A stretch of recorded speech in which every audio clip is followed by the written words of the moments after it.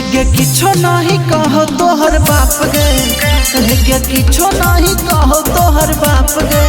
आ देखा वही छे ढोरी अपन झाप गे, आ देखा वही छे ढोरी अपन झाप गे।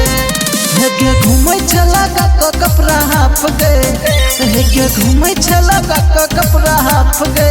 आ देखा वही छे ढोरी अपन झाप गे, आ देखा वही छे ढोरी अपन झाप गे। मिथिलांचल रिकॉर्डिंग स्टूडियो किसान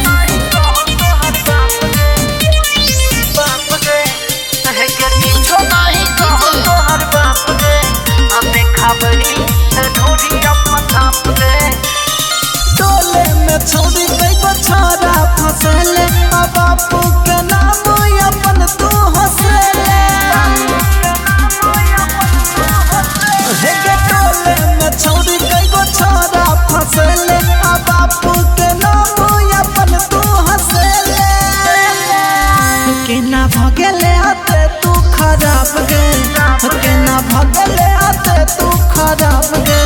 हाँ देखबई छे ढोरी अपन झाप गे, हाँ देखबई छे ढोरी अपन झाप गे। हेगे किछो नहीं कहो तोहर बाप गे, हेगे किछो नहीं कहो तोहर बाप गे। देखबई छे ढोरी अपन झाप गे।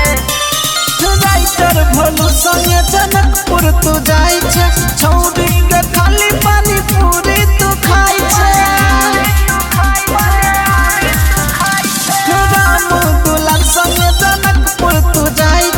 छौरी के तू खाली पानी पूरी खाई छे।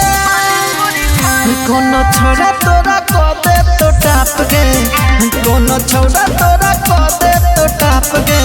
हाँ देखबई छे ढोरी अपन झाप गे, हाँ देखबई छे ढोरी अपन झाप गे। Mithilanchal recording studio Kisanpur. हेगे किछो नहीं कहो तोहर बाप गे, हेगे किछो नहीं कहो तोहर बाप गे। आ देखा वही छे ढोरी अपन झाप गे, आ देखा वही